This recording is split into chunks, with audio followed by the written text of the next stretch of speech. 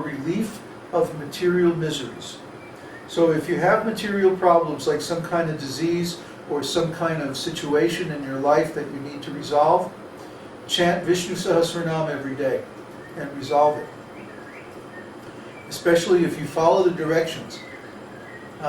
To rise early before dawn, take bath, then do achaman and tilak and all that, and nyasa, breathing to stabilize the mind, and then chant Vishnu Sahasranam very nicely, then it's very easy to get the material benefits that you need to do your spiritual service.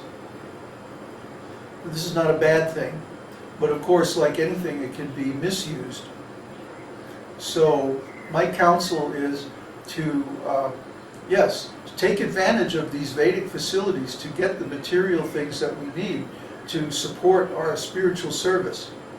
But don't get hung up on them. Don't get attached to them. That's the key. Always remain a little detached, a little neutral.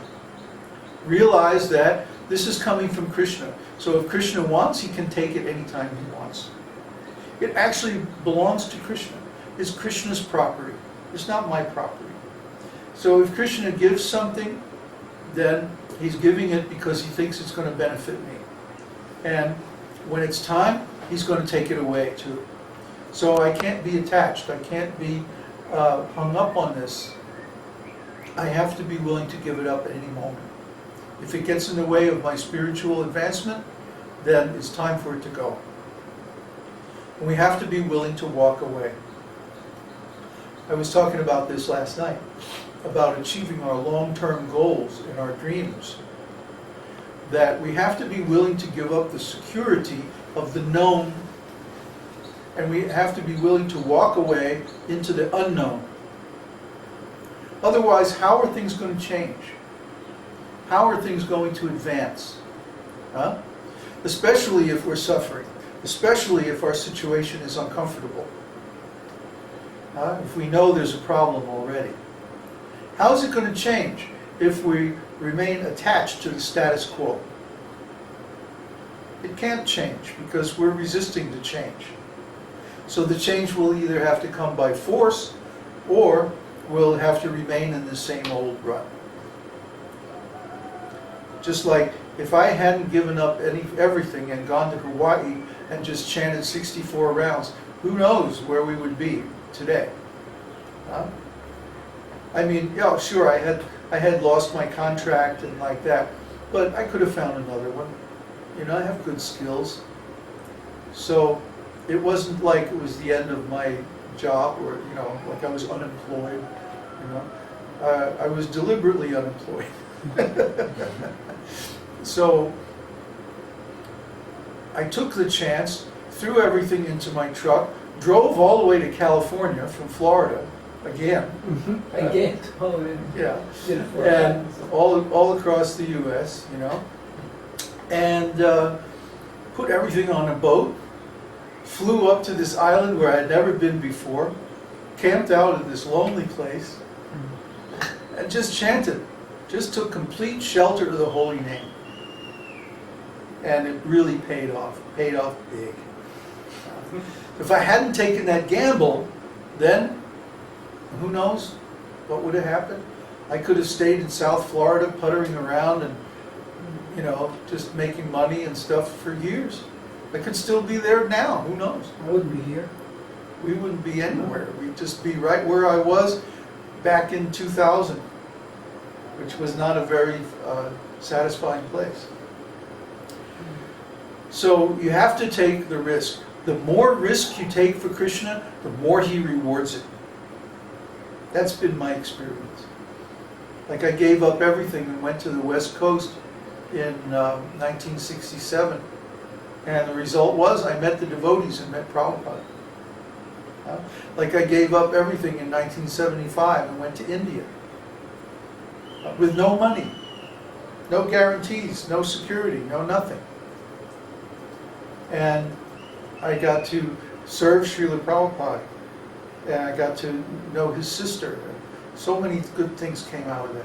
Every time I've taken a big risk for the sake of Krishna, then really good things, really wonderful things have come out of it. Huh? Just like Connor came here and Florian, all the way from Europe, huh? To live with some madman in the jungle. With no travel insurance. No insurance. And no school degree. No insurance and no degree. Oh my God. What do you do? Poor baby. So, is it working out okay so far? Oh yeah. Oh yeah. Oh yeah. Everybody's happy. So, just see, Krishna protects his devotees. And that's the mood of that form of Lord Nrsimha. So, we're going to keep our little lion around for a long time. Urva asked, what is Nyas? What is who? Nyas. Oh yeah, the nasal breathing Nasal exercise. practice. Is it from pranayama? Oh, yeah, it's pranayama. Oh, okay. After you do your tilak and achaman, then it's called nyasa, N-Y-A-S-A, Oh, I spelled it right. nyasa, with two long A's. Huh? Too long or one with a... Two long A's. Nyasa. Is it spelled with too long, I guess, or is it with the... How do you call it? The line. Macron. Macron. Macron. Is that what's called macron? Yeah. Wow. Definitions. We call it in Irish, we call it a fada. A who? A fada. A fada? Yeah, we put a stroke over the A, it goes ah. Yeah. A fada. Long A. Yeah. Yeah. What is it? Macron. A macron. Yeah. A macron is the long mark. Mm. So it's called nyasa. And the way you perform nyasa is you have these three fingers. This one goes on the bridge of the nose, and then the thumb and middle finger go on the nostrils on either side. And so you use the finger to close one nostril and breathe in, then close the other nostril and breathe out. Then breathe in again, then reverse, and breathe out. Huh? Everybody's trying it. All over the world, so. What are you doing to your nose? Okay, so I'll go over that again. You take the three fingers like this, huh? And then like breathe in through the left nostril, then close the left nostril, open the right nostril, and breathe out through the right nostril. Then leaving the right nostril open, breathe in again.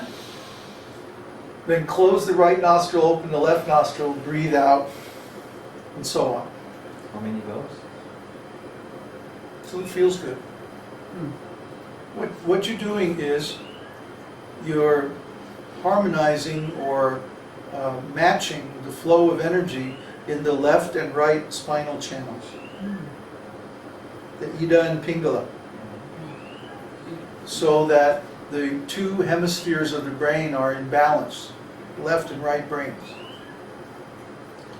Because sometimes in the morning when you wake up, one side here does not work. It's like, Yeah, you got it's really hard. morning face. Yeah.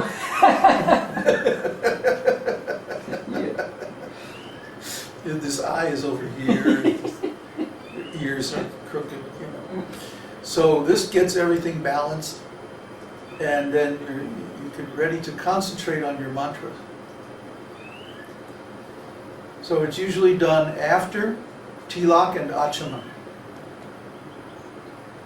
Then nyasa. Then chanting your mantras, whatever they are.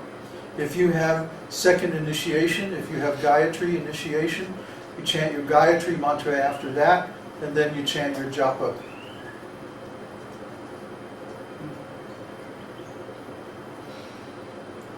Any other questions? Well, they want to know how much time exactly. Oh, come on. It's until you feel balanced, until you feel wide awake and mentally balanced. Exactly when is that, Babaji? But how do you know when you feel balanced? Oh, you. Stand up and spin around. How do you know when you're satisfied after you eat a full meal? You just know. It has to knock on the stomach. Yeah, right. Oh, the tone's not quite right. Give me another More. quesadilla. Ah, there we go.